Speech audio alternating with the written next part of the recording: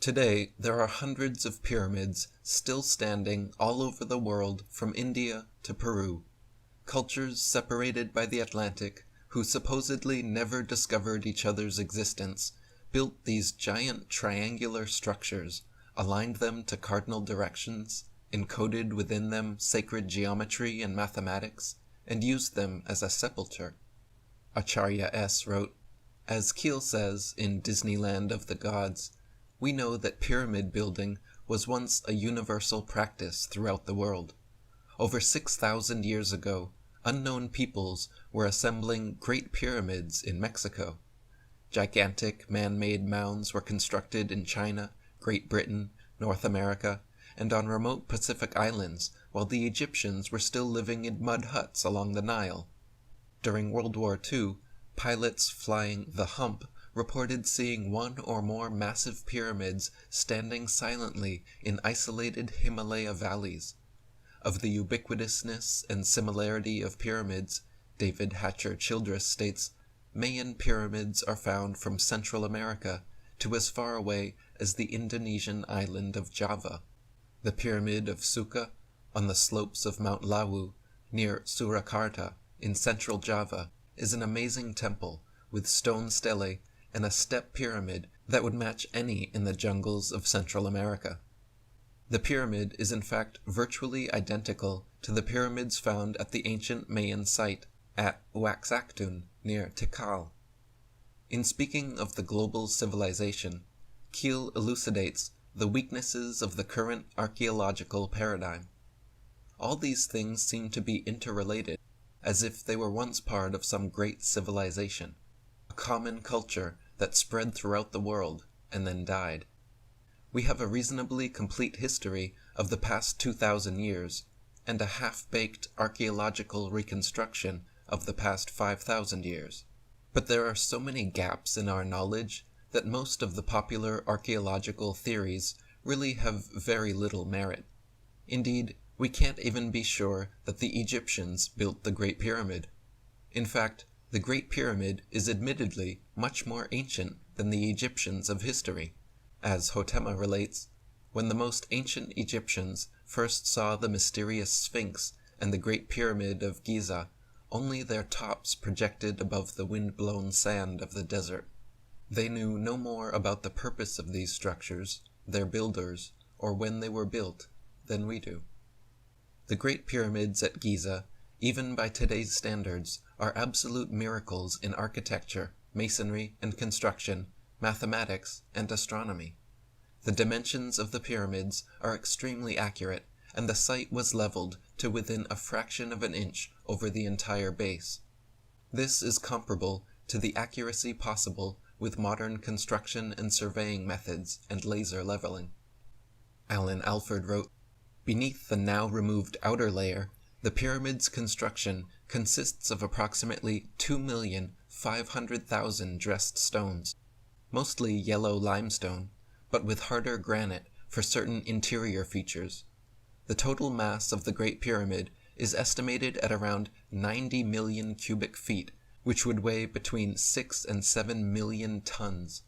To put this into proper perspective, the highest cathedral nave in Europe would fit 3 times into its height, and its mass exceeds that of all the cathedrals, churches, and chapels built in England since the beginning of Christianity.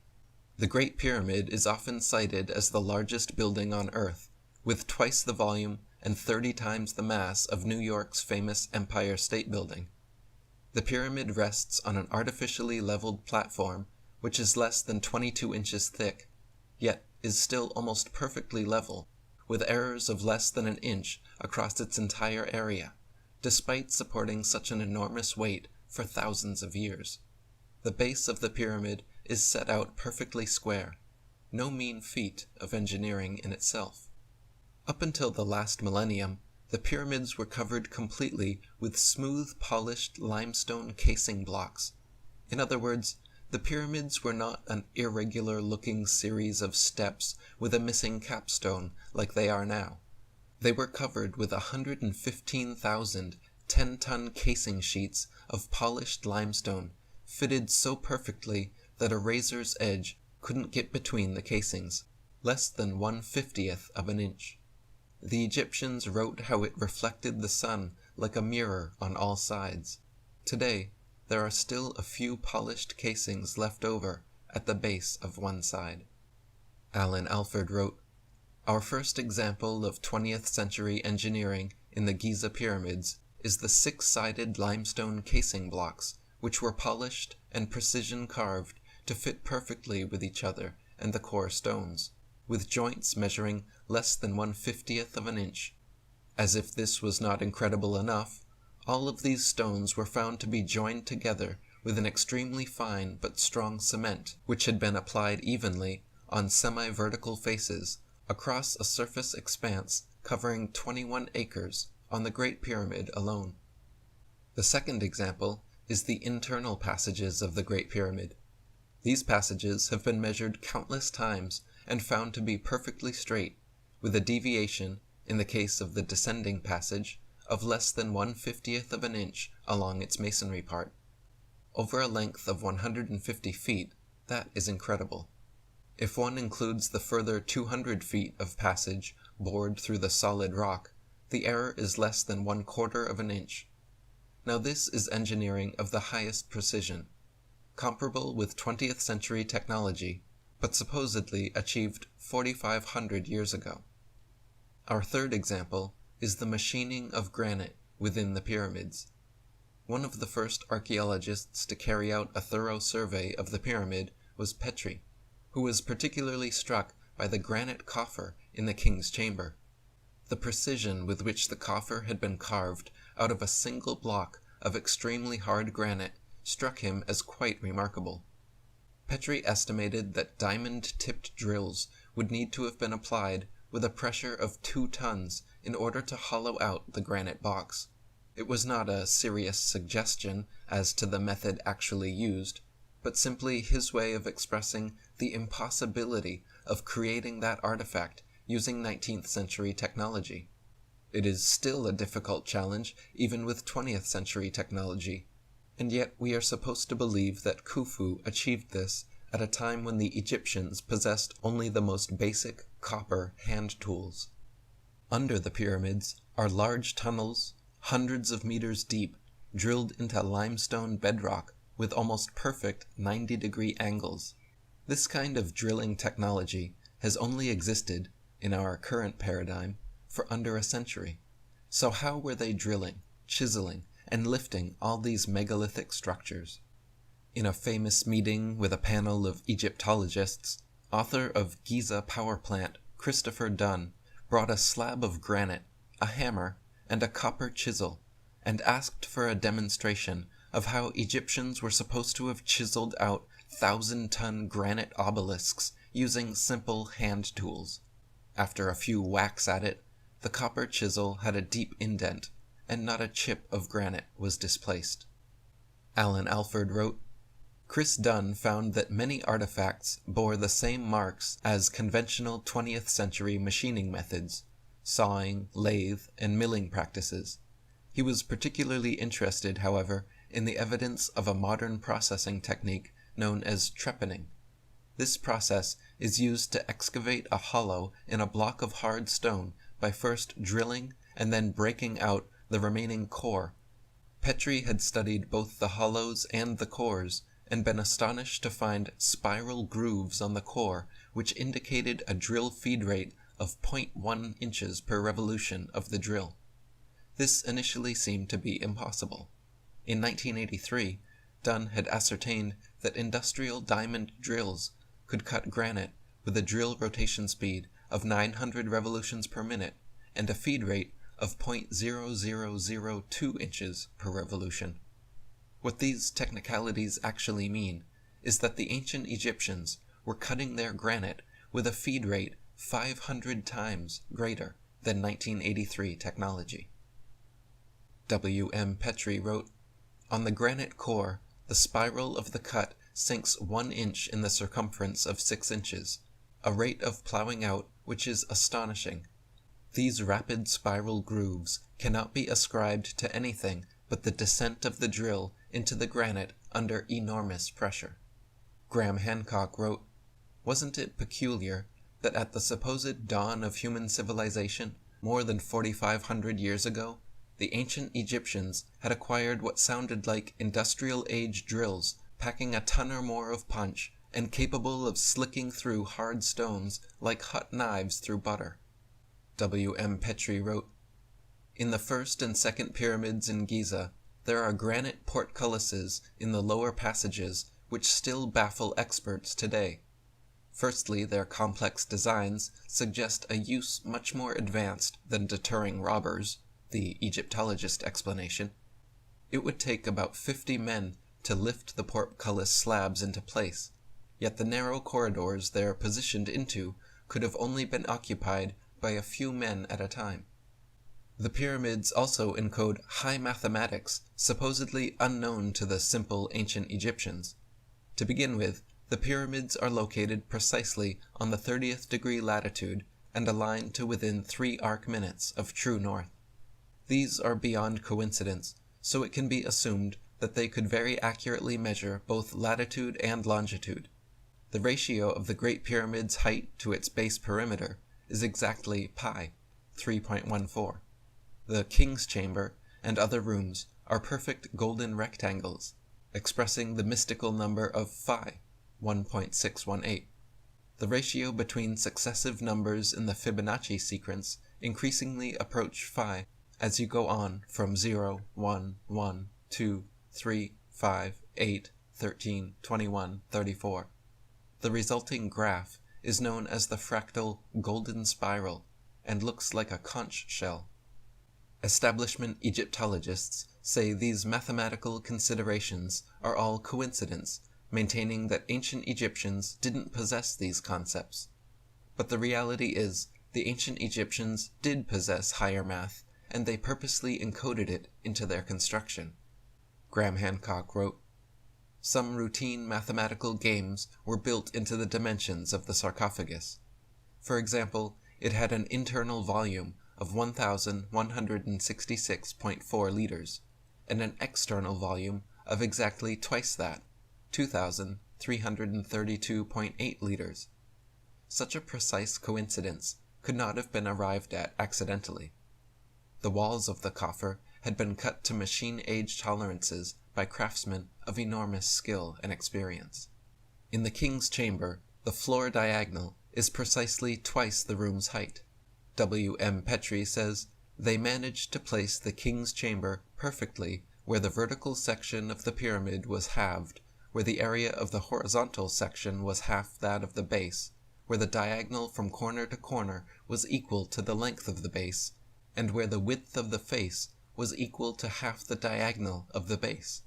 Do you suppose these mathematics were accidental?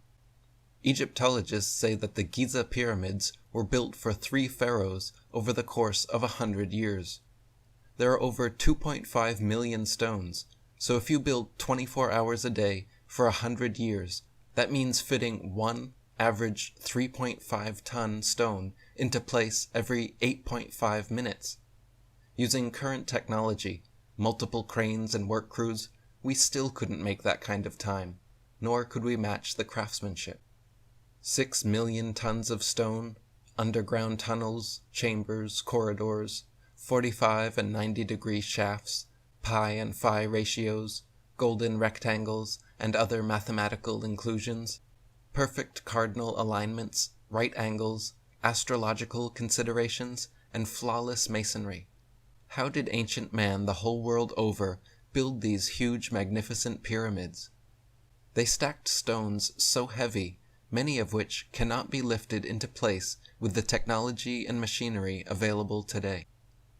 They quarried these stones from miles away and fitted them together so seamlessly that you can't fit a blade between them. Also in Egypt, tens of thousands of diorite bowls have been found with hieroglyphs engraved. Diorite is one of the hardest stones on earth, harder than iron, yet intricate inscriptions have been made not through the use of chisels or scraping, but some unknown ancient technology. Whatever it was capable of etching lines 1/150th of an inch wide, often in sets of parallel lines separated by a mere 1/30th of an inch. The same kind of workmanship has been found in vases, urns, and other pottery unearthed at the Pyramid of Zoser. Graham Hancock says, "There was no technology known to have been available to the ancient Egyptians capable of achieving such results, nor, for that matter, would any stone carver today be able to match them, even if he were working with the best tungsten carbide tools. The implication, therefore, is that an unknown or secret technology had been put to use in ancient Egypt."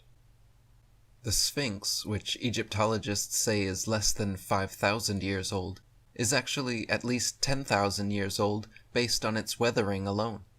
Geologists confirm that it has been eroded by massive amounts of water which hasn't been present in the Sahara for about 10,000 years. Egyptologists claim this weathering is just wind and sand erosion, but geologists like Robert Schoch find that hard to swallow. Albert Alford wrote, "In October 1991, Dr. Robert Schoch, a geologist at Boston University, presented detailed evidence that the Sphinx was thousands of years older than the commonly accepted date of 2500 BC. His conclusion was based on the weathering profile of the limestone rock out of which the Sphinx had been carved. Visitors to the Sphinx today can clearly see the vertical weathering profile in the limestone trench surrounding the Sphinx. This erosion, according to the science of geology, could only be the result of prolonged rainfall, in contrast to the dry weather experienced in Egypt since 2500 BC. Based on the climatic evidence, Schoch estimated that the Sphinx had to be between 9,000 and 12,000 years old when the climate in Egypt was much wetter." Acharya S. wrote, "In fact, although Egypt is often given the honor of being the originator of much human culture, the Egyptians themselves recorded that they were the inheritors of a great civilization that came from elsewhere.